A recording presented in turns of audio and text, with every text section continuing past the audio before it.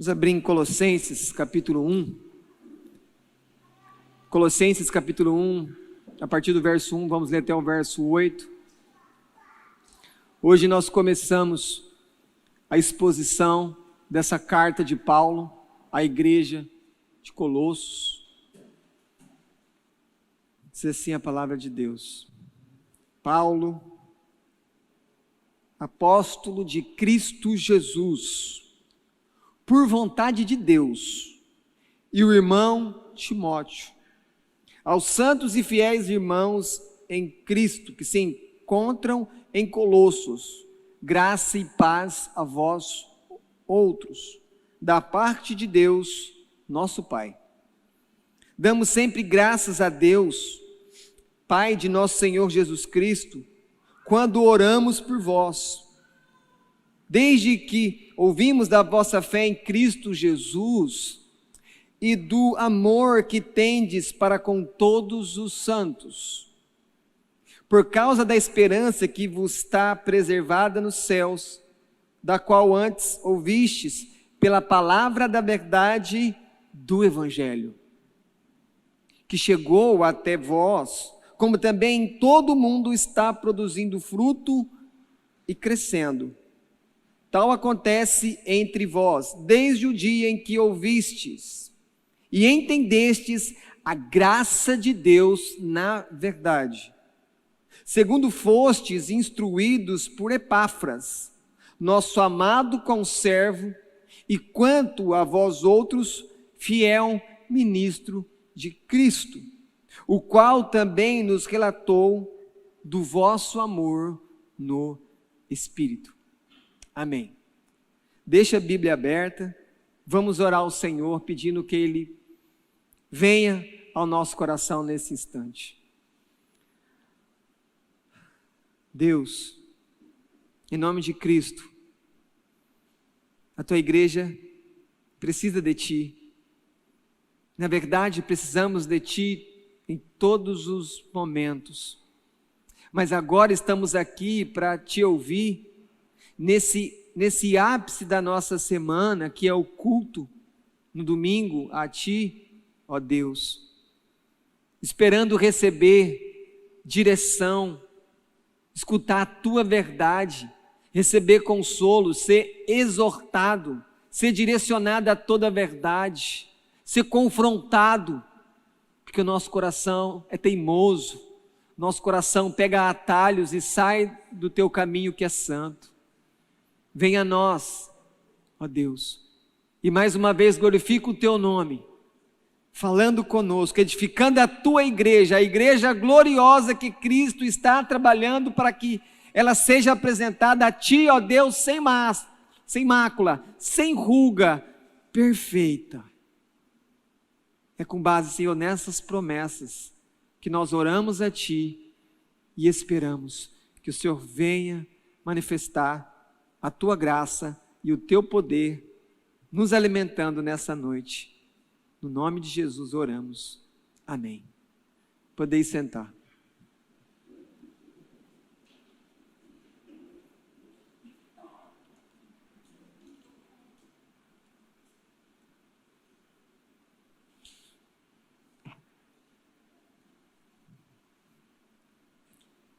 Como é de conhecimento, a igreja, Paulo escreveu muitas cartas. E é claro que quando nós olhamos essas cartas, nós devemos procurar entender, para poder fazer uma leitura mais inteligente, uma leitura mais proveitosa, recebendo tudo aquilo que Deus tem para nós naquela carta, nós precisamos buscar entender por que Paulo escreveu essa carta. O que Paulo queria, qual é a intenção principal quando ele envia essa carta à igreja que está na cidade de Colossos. Porque quando você entende qual é o principal objetivo e o que leva Paulo a escrever, é como se os nossos olhos, os nossos ouvidos ficassem mais abertos e ficasse mais fácil entender o que Deus está falando por meio do apóstolo. Nessa ocasião, Paulo estava preso, provavelmente na capital do império, Roma. Não uma prisão como na segunda, da qual ele foi martirizado, mas uma prisão que nós podemos falar aí, uma prisão domiciliar, onde haviam ali soldados romanos que guardavam ele para ele não sair daquele local sem autorização do magistrado que tinha o colocado sobre prisão, e ele estava preso por causa do evangelho. Então essa carta, junto com a carta aos Efésios, Filipenses e a carta também escrita, que tem o título de Filemão, formam aquilo que nós conhecemos como as epístolas da prisão. Foram 4 cartas escritas por Paulo quando ele estava preso. E por que ele escreveu? Quais são as condições pelas quais Paulo vê que é necessário escrever essa carta? Essa igreja em Colossos, ela provavelmente foi plantada pelo pastor Epáfras, que nós lemos o nome dele no verso 7, e que Epáfras, então, sabendo que Paulo está preso na capital do império, ele se desloca então da Ásia Menor, ali do Vale do Lico, onde está a cidade de Colossos, e ele vai então até o encontro de Paulo, mas ele não apenas tem no seu coração a intenção de visitar esse soldado de Cristo, que está preso, algemado por causa de Cristo. Ele também está passando um problema na igreja. A igreja de Colossenses está sendo atacada com uma heresia, que nós chamamos em teologia de a heresia de Colossos. E por causa dessa heresia, então, ele vai até o seu mentor espiritual, provavelmente ele foi convertido ali, ou diretamente por Paulo, ou por alguém que foi convertido por Paulo, depois prega para Epáfras, e ele vai então até Roma, para levar para esse mentor, para esse pastor experiente, para Paulo, você precisa me ajudar, eu tenho um problema aqui difícil com a igreja está bem, a igreja está firme na fé em Cristo, a igreja tem aprendido a amar uns aos outros, sim, a maioria está assim, mas nós temos uma heresia que está colocando em risco o próprio senhorio do dono da igreja, de Jesus Cristo. Perceba então que quando Paulo ouve isso, ele deve ter ficado muito preocupado. Como assim?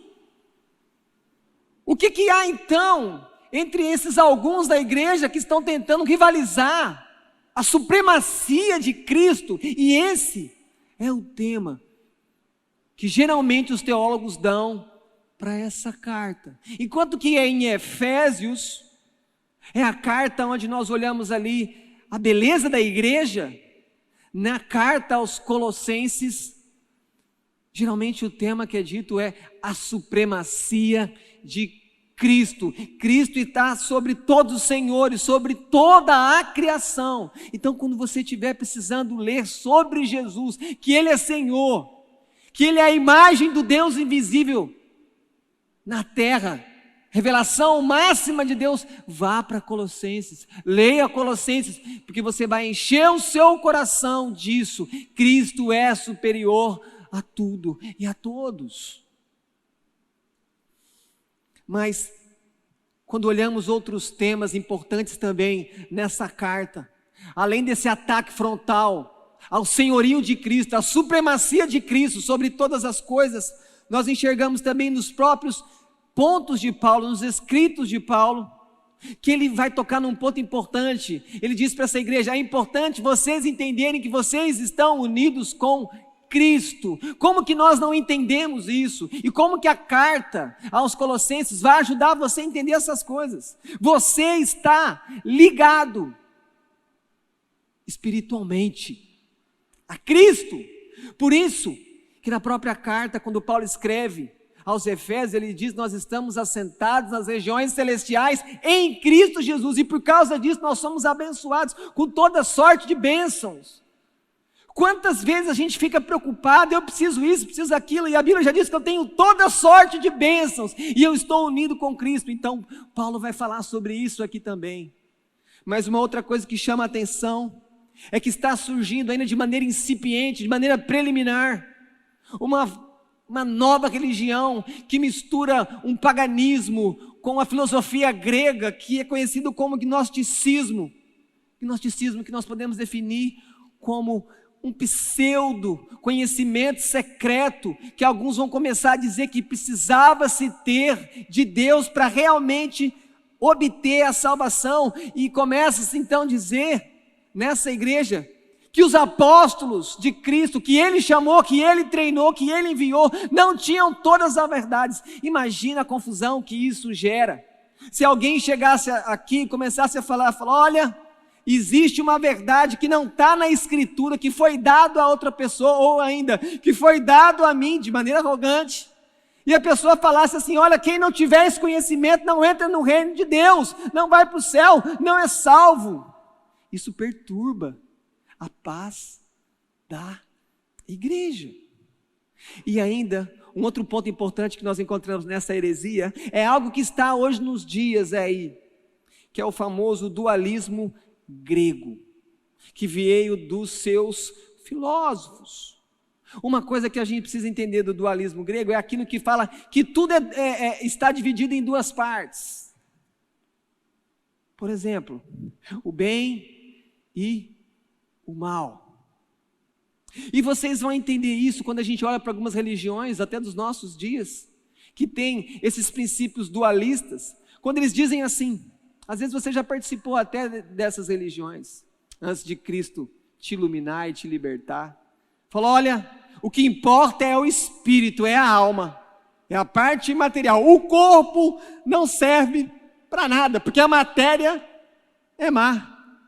Então perceba o dualismo, coloca de um lado a alma, do outro lado o corpo, e diz que o importante é a alma, e que o corpo é ruim, que o corpo é mau. Quando eles falam isso, na verdade eles causam uma confusão na igreja, porque eles estão como se esquecendo daquele princípio básico, quando a gente olha para Deus como Criador, que se Deus é bom, Ele não pode criar nada que não seja também bom. Deus não pode fazer algo que não seja bom como Ele é bom.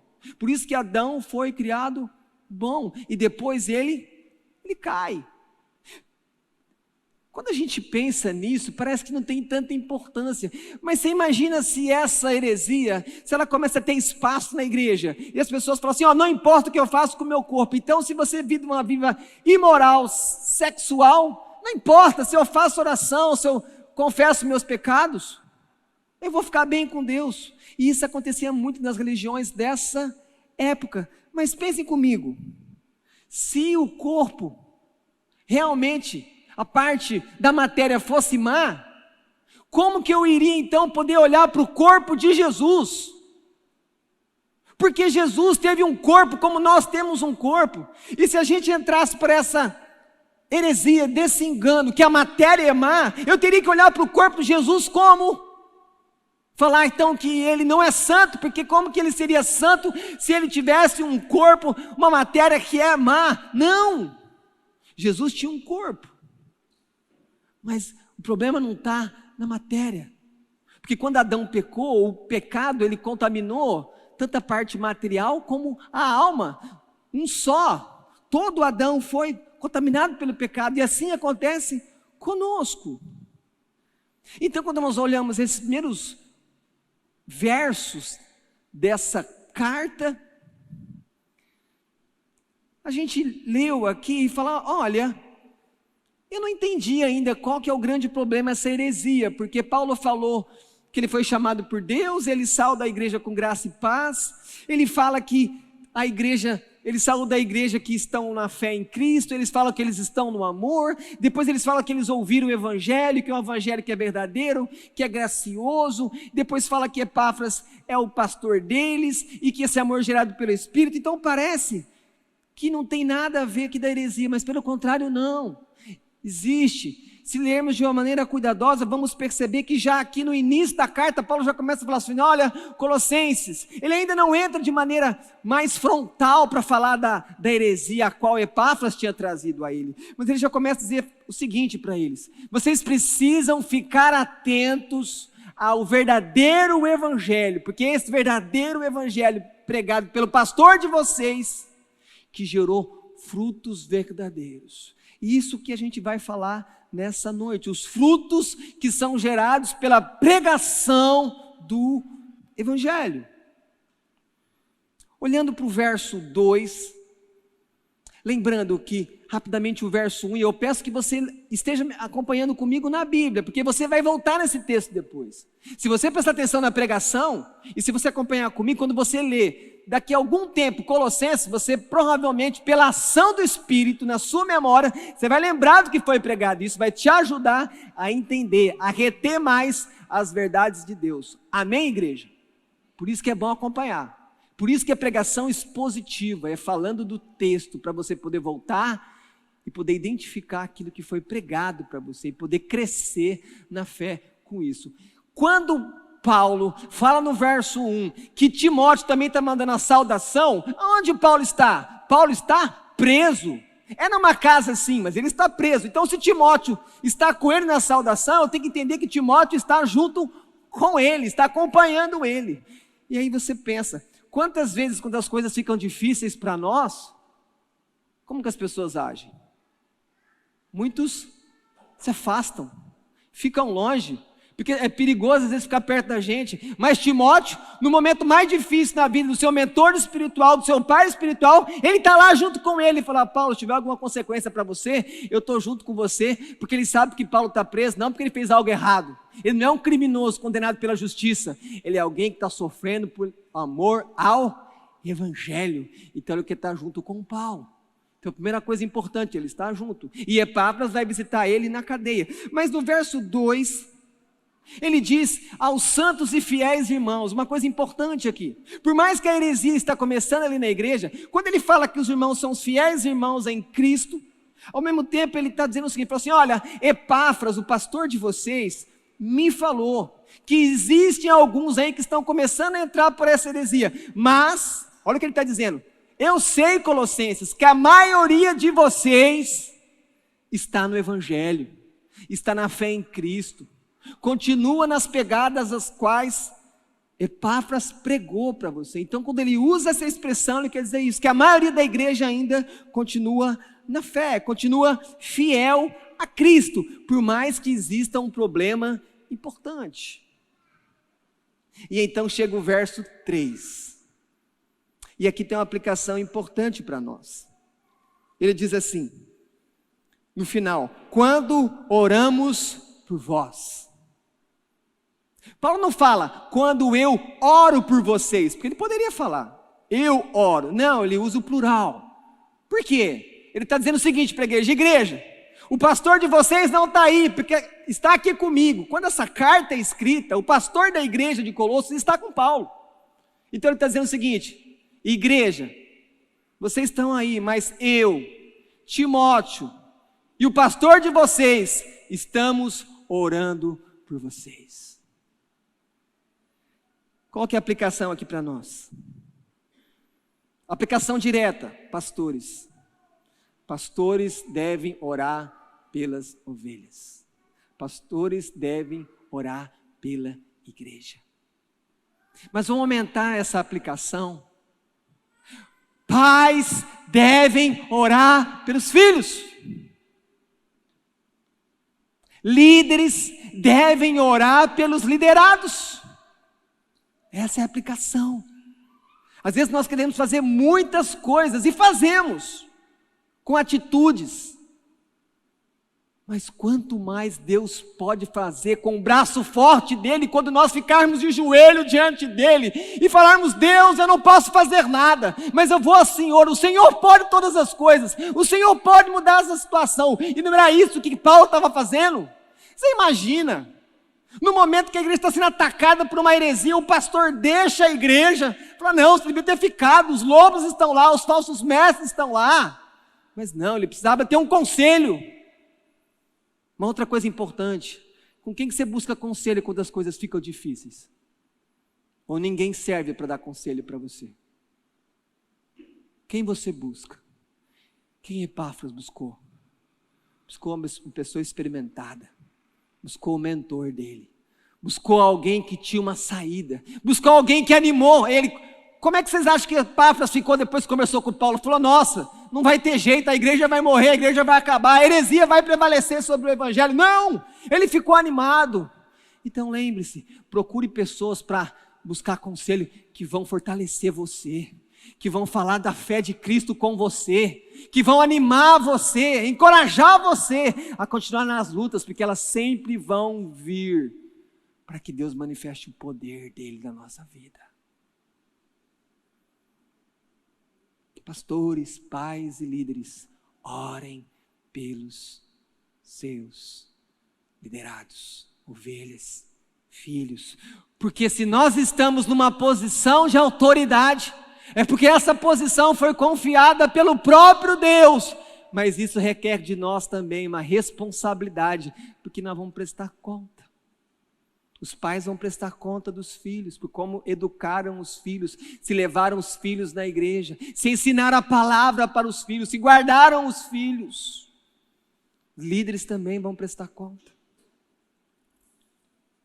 A pregação do evangelho para o Epáfras em Colossos gerou então duas marcas essenciais, às quais uma igreja não pode ser ausente, porque senão não é igreja. Isso está de maneira muito clara para nós, muito evidente, quando nós lemos o verso 4. Acompanhe comigo. Desde que ouvimos, percebam, Paulo está falando o que ouviu. Ele, Timóteo, ouviu de quem? De novo, Epáfras. É Epáfras, o pastor da igreja, que vai relatar. Outra coisa importante, o pastor precisa conhecer a igreja.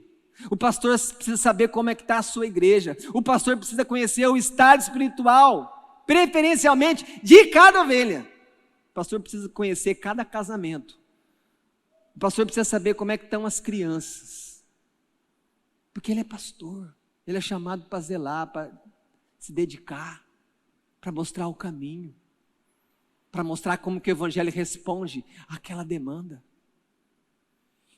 E então, os dois frutos que o evangelho fez, frutificou nessa igreja, são dois frutos que eu e você temos que mostrar, senão não somos cristãos.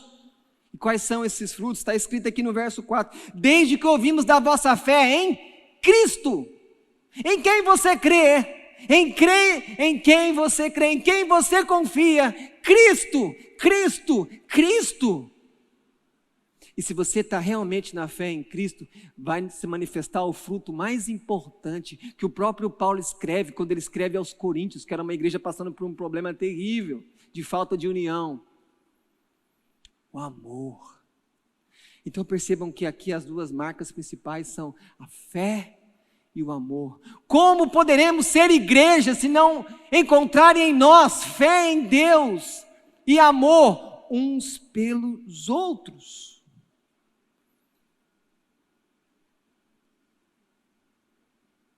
Jair, vem cá um pouquinho aqui em cima. Falemos primeiro então da fé. Em quem é a fé? Deixe-me fazer uma ressalva aqui para vocês. Alguns de nós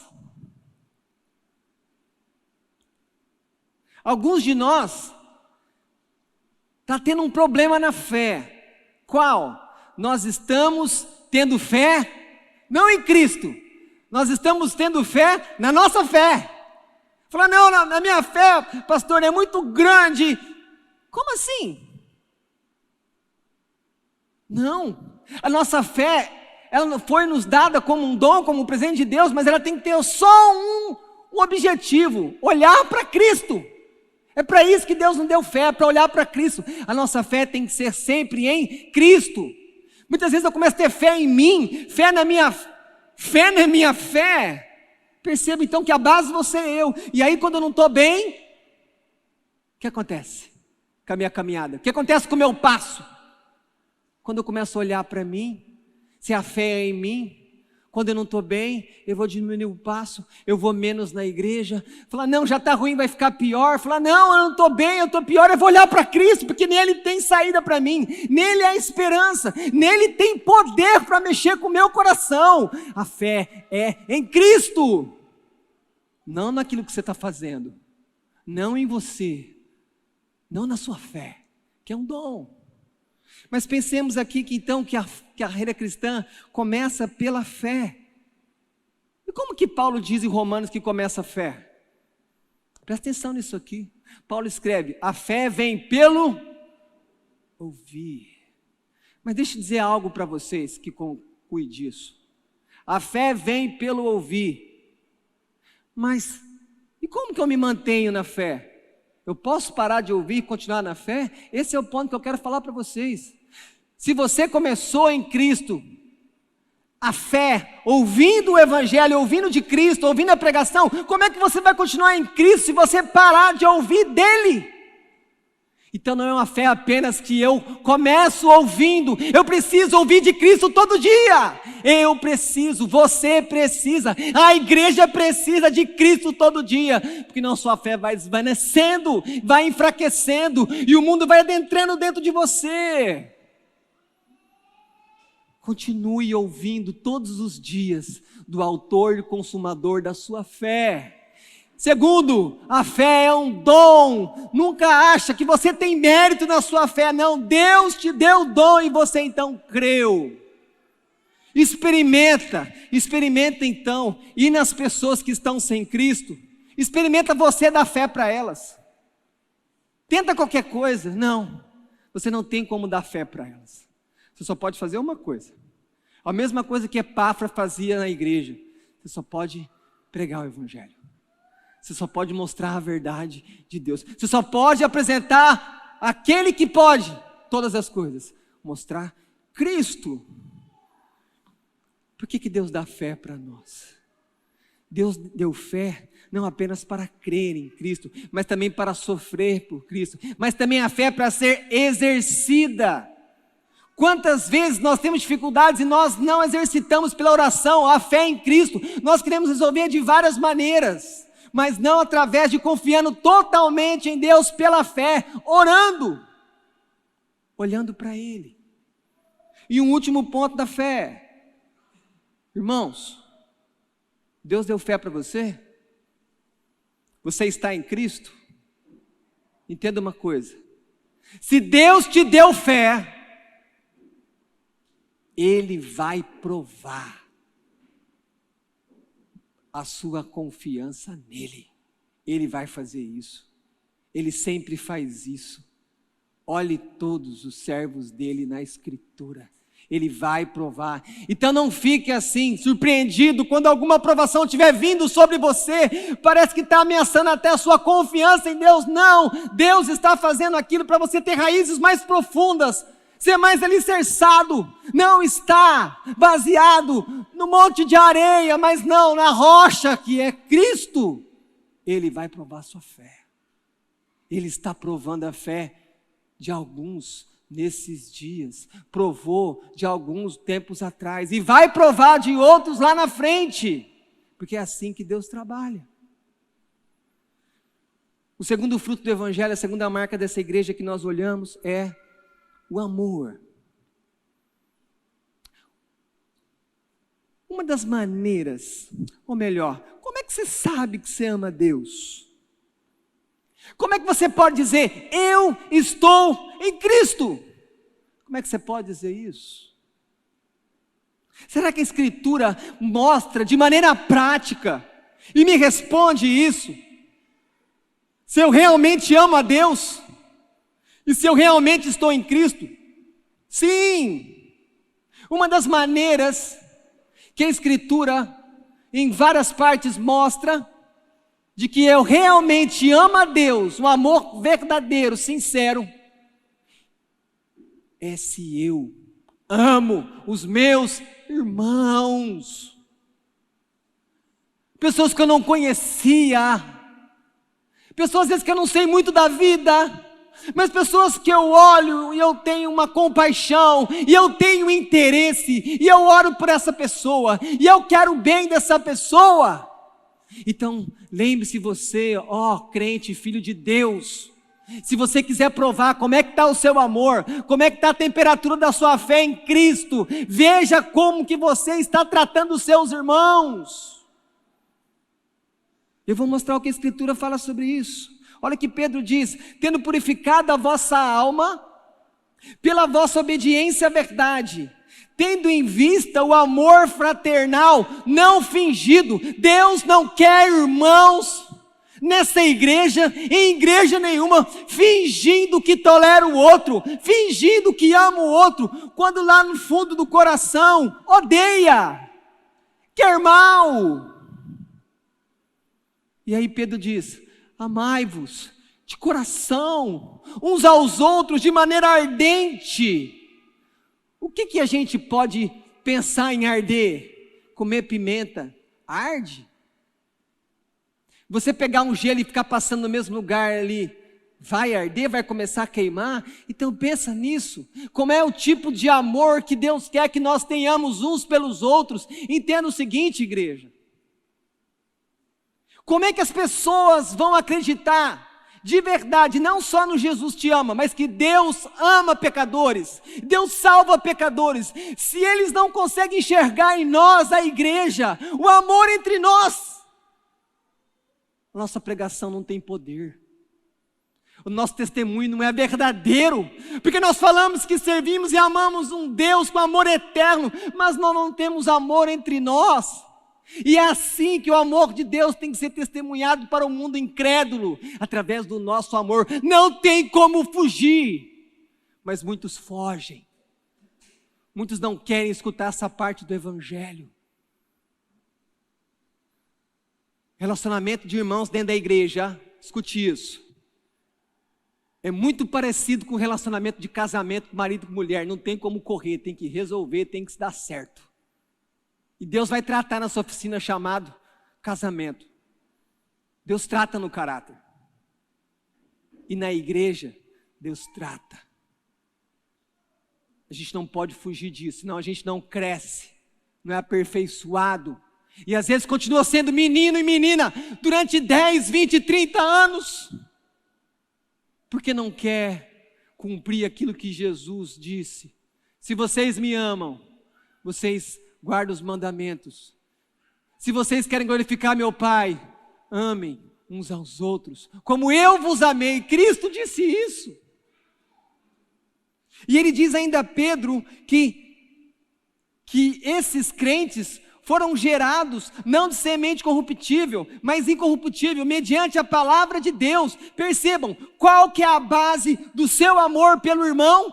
Não é a sua vontade, não é o seu poder, não é o seu conhecimento, mas é a palavra de Deus. A palavra de Deus é a fonte que vem trazer a nós toda a vontade e desejo de amar uns aos outros. Então lembre-se, igreja, se você ama poucos irmãos, você ama pouco a Deus.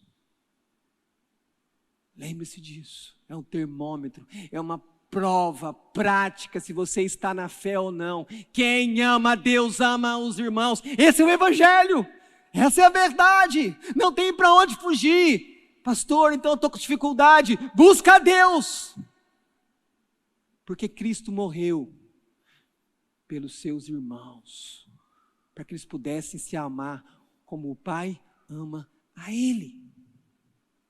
E ainda João diz, na sua primeira carta, capítulo 2, versos 9 e 10, presta atenção: aquele que diz estar na luz, ou seja, está em Deus, e odeia o seu irmão, até agora está nas trevas. Perceba esse texto, é uma prova. Se odeia o irmão, João está dizendo, então você não está em Deus, você não está na luz, você está nas trevas ainda. Aquele que ama seu irmão, permanece na luz, e nele não há nenhum tropeço. Existe essa fé em você? Essa fé em Cristo? As pessoas olham para você e veem uma fé em Cristo? As pessoas olham em você e veem que você tem compromisso com os irmãos da sua igreja? essa igreja tem essas duas marcas? Nós podemos falar: Senhor, eu posso ir visitar algum mentor espiritual e falar: a comunidade está na fé em Jesus Cristo e eles se amam uns aos outros? Eu posso falar isso como pastor de vocês? Eu me esforço para ensinar isso a vocês, eu me gasto para que vocês aprendam isso, mas é algo que eu não posso fazer por vocês. E toda vez que eu amo vocês com a minha vida, de alguma maneira, Deus está me usando para que você ame o seu irmão, porque no final somos todos irmãos, com funções diferentes. E então, a partir desse mesmo verso 4, até o verso 7, Paulo vai começar então a mostrar as características do Evangelho, porque percebam, a heresia está indo contra quem? Contra o Evangelho de Jesus. E então, Paulo, já no início da carta, sem entrar em muitos detalhes, mas ele vai deixar marcas, características muito claras, evidentes. Quais são as verdadeiras marcas do Evangelho? Acompanhe comigo a partir do verso 4. Quando ele diz, vossa fé em Cristo, verso 4. Qual é a primeira característica do Evangelho? O que é o Evangelho? O Evangelho é a mensagem sobre uma pessoa, Jesus Cristo. O Evangelho é uma mensagem sobre o que Cristo fez. Por isso que pregar o Evangelho, ser um evangelista fiel a Deus, é falar sobre Jesus e falar o que Ele fez. E quando você fala que Ele morreu na cruz por pecadores, para perdoar pecadores, ao mesmo tempo você precisa dizer para as pessoas: você peca contra Deus, mas há uma esperança para você, porque Jesus morreu por pecadores, e Ele diz que todo aquele que se arrepender e for até Ele, Ele recebe, Ele perdoa. Então, o que é o Evangelho? É a boa notícia de que alguém veio do céu, Jesus, e fez algo que você não podia fazer por você, que ninguém podia fazer por você, que um anjo não podia fazer por você. Por quê que o Filho de Deus teve que descer? Porque só Deus pode salvar o homem. Então nenhum homem poderia morrer lá, mas apenas Deus, que também se tornou homem e morreu no nosso lugar. O Evangelho é a mensagem de uma pessoa, Jesus Cristo. Por isso que estar no Evangelho, por isso que ser evangélico é ter relacionamento com Jesus Cristo, estar unido com Ele, como Paulo fala nessa carta, não apenas confessar para o IBGE, para os pesquisadores, eu sou evangélico, isso não garante nada. Você precisa ter relação com Jesus Cristo. Uma relação de fé, uma relação de amor, uma relação de comprometimento, de obediência, de reconhecer e saber que Ele é o seu Senhor na prática.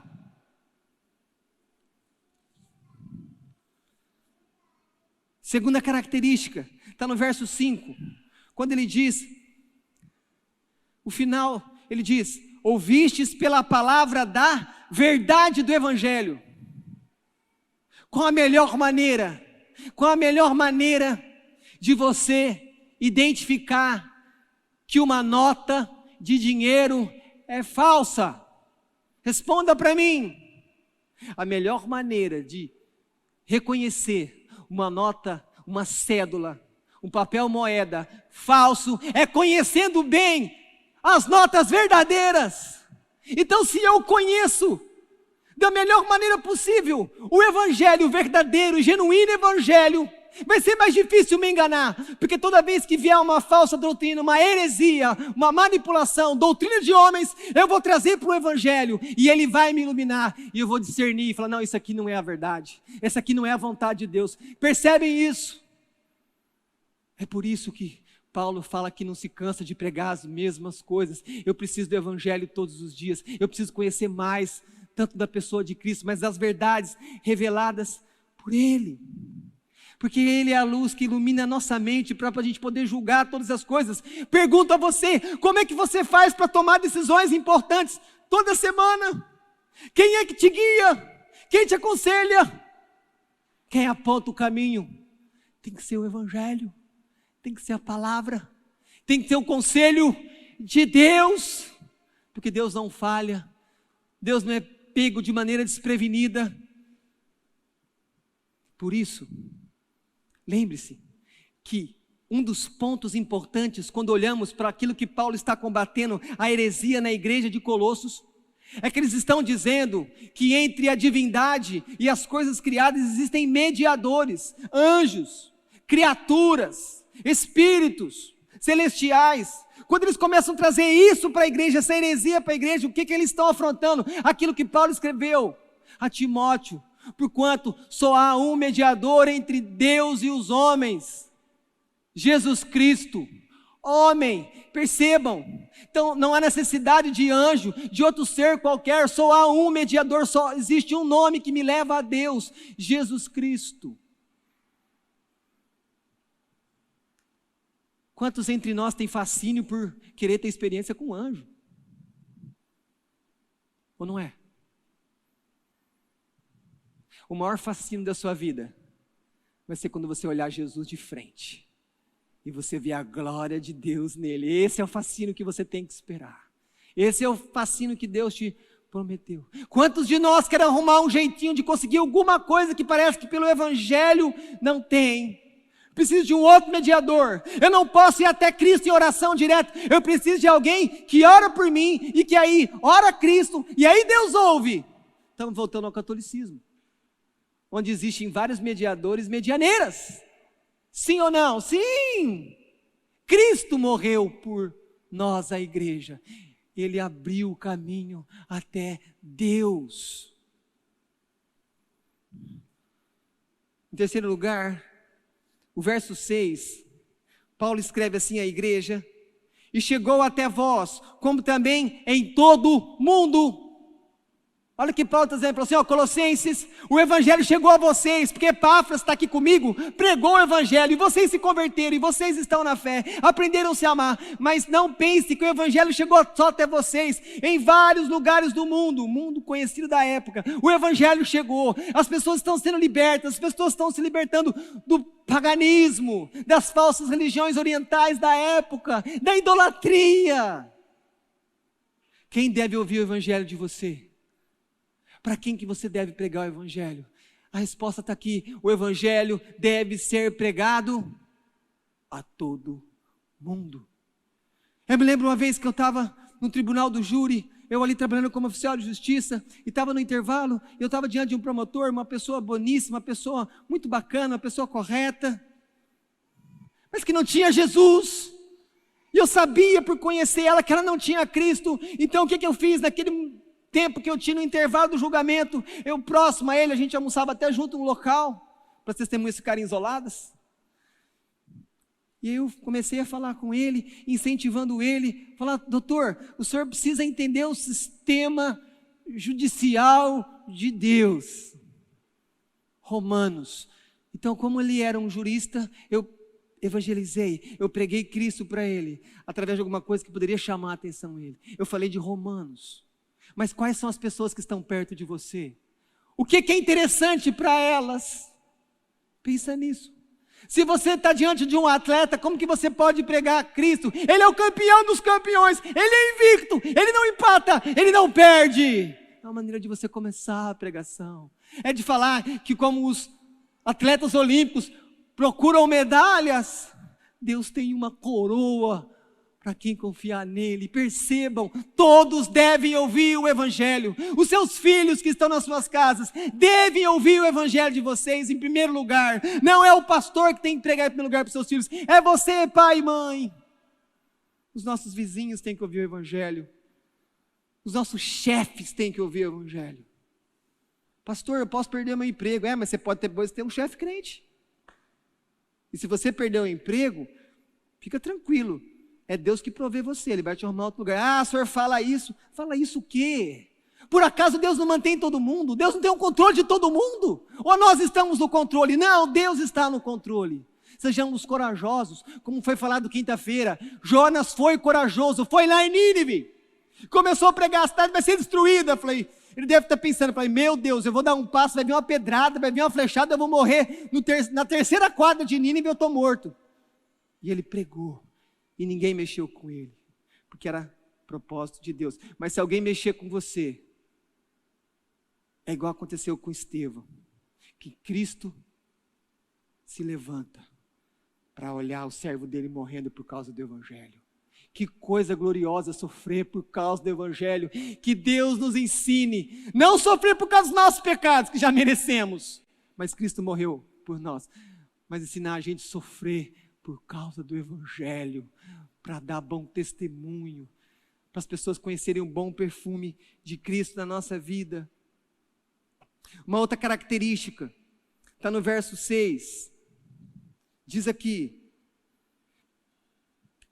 que chegou até vós, está produzindo fruto e crescendo, e aí diz o final, ouviste e entendeste a graça de Deus na verdade. Queridos, de uma vez por todas, o Evangelho é o seguinte, você merece condenação, você merece a minha justiça, você merece a minha ira, mas eu, por amor eterno, vou perdoar você, vou justificar você. Você é culpado diante de mim, porque eu sou um Deus santo, santo, santo, mas porque o meu filho morreu por você, e você creu nele, eu vou justificar você. O que é isso? Quando é que a gente vai aprender que Deus não te trata pelo seu mérito?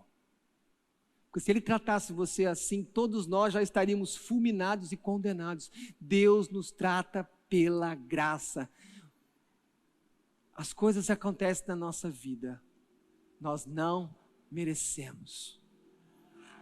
Nós merecíamos palmada de Deus, nós merecíamos castigo de Deus, nós merecíamos disciplina de Deus, e de vez em quando, pela graça de Deus, a disciplina vem. Mas a gente precisa entender que o Evangelho é a graça, ninguém merece o favor de Deus.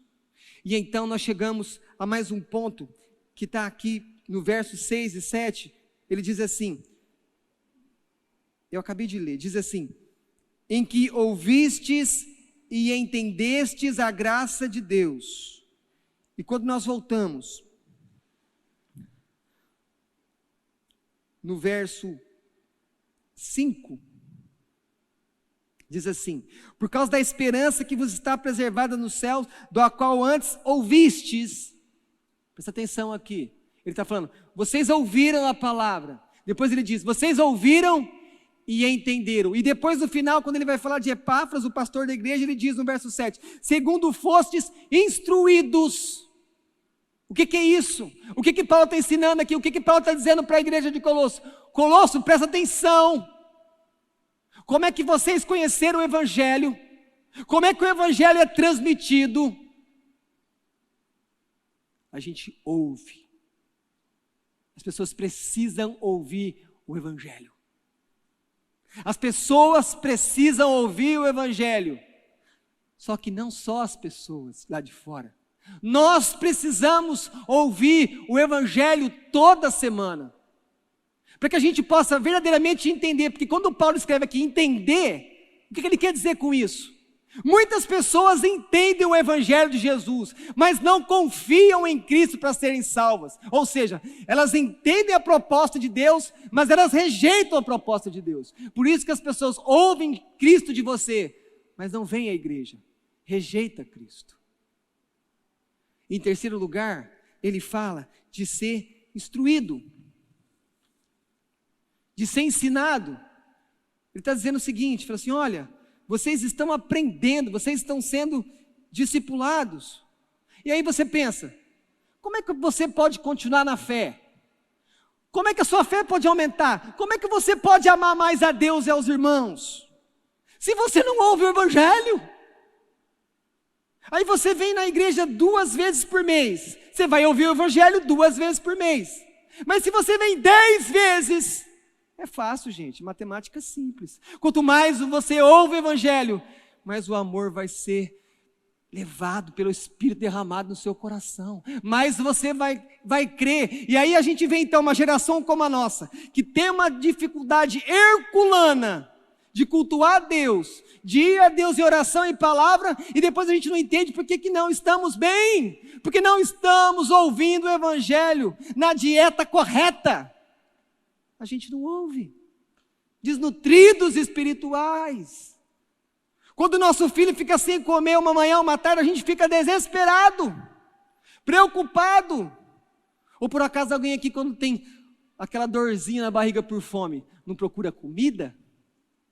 Será que a sua alma não está com fome? Será que a minha alma não quer mais de Deus? Será que o que você tem é suficiente? Não, Deus tem muito mais, mas a gente não ouve o Evangelho. A gente dificulta o trabalho dos Epáfras da vida. Porque quem é Epáfras? Quem é Epáfras? O Evangelho, ele é transmitido por homens e mulheres. E agora esse ponto do Evangelho é que Deus chama pregadores, Deus chama servos e servas para anunciar o Evangelho. Quem era o responsável pelo anunciar o Evangelho em Colossos? Epáfras. Ele agia ali como um servo fiel de Cristo. Ele estava ali entregando a dieta, entregando o Evangelho, algo que não era dele, que era de Deus. Sabe o que um pastor é na igreja? O pastor na igreja é igual quando você tem aqueles... Eu não conheço muito bem o que eu vou falar, posso até errar, tá? Mas eu acho que vai dar certo. Sabe quando o boi vem, a vaca, e você põe a mão assim, né? Ela vem e come na sua mão? Sabe isso? Esses dias eu vi um vídeo, não vou falar, irmão, quem é, né? Para não dar notoriedade. O irmão estava com uma madeira, dando de mamar para um bezerro, e mandou o vídeo para mim. É isso que um pastor é. O pastor pega a mamadeira e põe na boca da ovelha e fala: bebe, ó ovelha de Cristo. Esse é o trabalho de um pastor, da comida. Agora pensa comigo, como que um pastor vai cuidar do rebanho de Cristo, se tem umas ovelhas que é fujona? As ovelhas é tão muda, não muda no sentido de Cristo que não abria a boca no matadouro quando estava na cruz, não nesse sentido, mas a ovelha é tão muda que ela tem dificuldade, ela tem problema, ela nem informa o pastor. Aí pela graça e bondade de Deus a notícia chega, o pastor liga: o que está acontecendo? Ah, não queria aborrecer, vai aborrecer quem? O coveiro, o médico, o juiz, mas não é o pastor, gente. As pessoas precisam de oração, nem manda mensagem para o pastor. Ou não crê no pastor, ou não crê em Deus, ou não crê nela, alguma coisa está errada. Como é que o pastor vai cuidar da igreja desse jeito? Como é que faz? Paulo está dizendo isso aqui. Olha, esquece esses falsos mestres, esquece esses lobos que estão aí tentando pegar alguma coisa de vocês. Olha quem plantou aqui, olha quem está pregando, olha quem está dando alimento para vocês. Era isso que Paulo estava... Quem instrui vocês, quem alimenta vocês, quem vai estar com você na hora da alegria e quem vai estar com você na hora do sepultamento, na hora do velório, na hora que o filho fica doente? É Epáfras. É Epáfras que vai estar lá. Epáfras procurou a Paulo porque ele estava preocupado com a igreja. Ele era zeloso, ele tinha cuidado da doutrina da igreja. Presta atenção, se um pastor não cuidar da doutrina da igreja, em primeiro lugar, as ovelhas vão ficar deformadas, vão começar a crer de maneira errônea, equivocada, vão começar a ir para ídolos, falsos deuses. Em segundo lugar, se os pastores, se o conselho da igreja não se manifestar diante de uma doutrina errada, herética, que chega na igreja, com o tempo, mata a igreja. Eu me lembro uma vez que uma pessoa chegou para mim, uma pessoa que eu tinha andado anos na fé, falou assim: Jesus não é Deus, eu estou estudando aqui, eu vi o nome aqui, ele falou aqui, eu parei na hora, eu falei: para tudo. Eu falei: como assim, Jesus não é o quê? Jesus não é Deus e não tem trindade. E a pessoa fazia parte de um grupo que eu cuidava, né? Eu falei: não, vamos conversar, traz os seus teólogos, traz os seus livros, vamos sentar. Aí eu já avisei o pastor da igreja, falei: pastor, tem um negócio bravo aqui chegando, eu vou fazer o primeiro socorro, qualquer coisa eu mando para o senhor termina o serviço. Gente, uma pessoa que tinha andado anos e anos na fé, de repente fala, Jesus, não, é Deus. É a mesma expressão lá do profeta. Morte na panela. Tem morte aqui nessa panela. Mas às vezes a igreja não entende isso, que o pastor tem que ficar preocupado com isso. Às vezes o pastor fala alguma coisa para a igreja às vezes não entende, fala cuidado com as coisas do mundo, cuidado dos filmes que você está vendo, cuidado com o que você está lendo, porque isso vai alimentar você, isso vai atrapalhar você. Mas os pastores têm que ser como o Supremo Pastor, incansável. Jesus era incansável, ele era dedicado, ele era zeloso, assim devem ser os pastores. O pastor não tem que desistir de ovelha, mas tem que disciplinar a ovelha, mas ele tem que ir atrás, ele tem que alimentar, e se precisa ele tem que dar a vida pelas ovelhas, como Cristo deu a vida pelas ovelhas. Queridos, para terminar, como é que está a sua fé em Cristo? Pastor, estou crendo muito pouco, está ouvindo pouco evangelho, está lendo pouco a Bíblia, está se afastando da verdade, está se afastando de Cristo. Como é que está a sua comunhão com os irmãos? Pastor, eu quase não tenho comunhão com os irmãos. Está amando pouco a Deus, está ouvindo pouco evangelho. Nós precisamos amar uns aos outros, e isso, lembre-se, é uma maneira de você perceber como é que você está na sua vida espiritual. O diabo quer fazer todos nós sair do caminho. E ele quer dar um jeitinho bem sutil de começar a mostrar para você, falar, não é somente através de Jesus que é salvo, não. Tem outro caminho aqui que pode ser. Se eu fizer coisas boas na vida, eu posso ser salvo. Vocês acham que Satanás não está tramando artimanhas, laços, planos para nos fazer errar o caminho? Ele está fazendo isso. Como é que a gente vai vencer essas coisas? Como é que a gente vai lidar com esse mundo que não tem nem mais verdade absoluta, cada um tem a sua verdade, e o Evangelho é uma verdade absoluta, que cai como uma marreta no coração do homem pecador.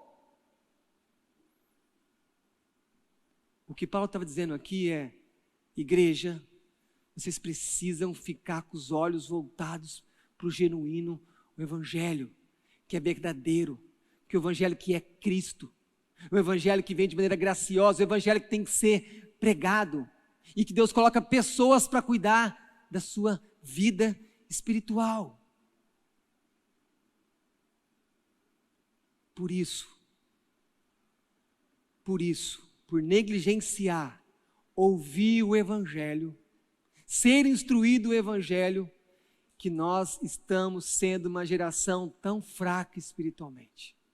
Uma geração que geme. Quando coisas difíceis acontecem conosco como igreja, ao invés de nos levar, ao invés de nos fazer arder em oração, nós ficamos mais desunidos e cada um cuida daquilo que é seu. Que família é essa? Essa não é a família de Cristo. Essa não é a igreja de Cristo. Essa não pode ser o corpo de Cristo.